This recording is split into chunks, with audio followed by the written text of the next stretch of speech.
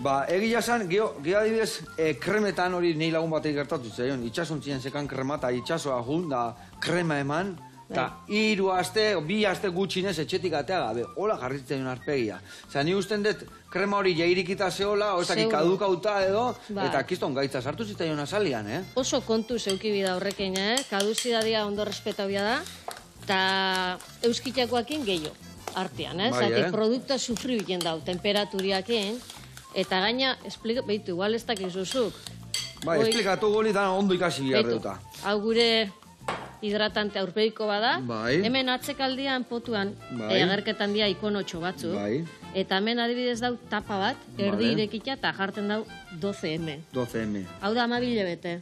Honek esan nahi dau, erabili barik 3 urte. Bai. Baina behin hasita erabiltzen, Jardun, hori da. Mermela den potiakin bezala. Ja, behin irikitzen desunean, geho ja lizuna ateatzen bada, ez da potian jartzen fetxa, baizik, eta iriki desunekua, ez da? Normalian da, optimuenean 3 urte. Temperatura, iluntasuna... Bai, eguzkitan lagatzen bazure bai, izorratu alda, ez da? Hau plaian itzten bozu 40 gradotara, ez da horren beste... Irauten. Hori, eta hortan beti hortan fijauen biada. Garrantzitsua. Begiko kontornuak eta...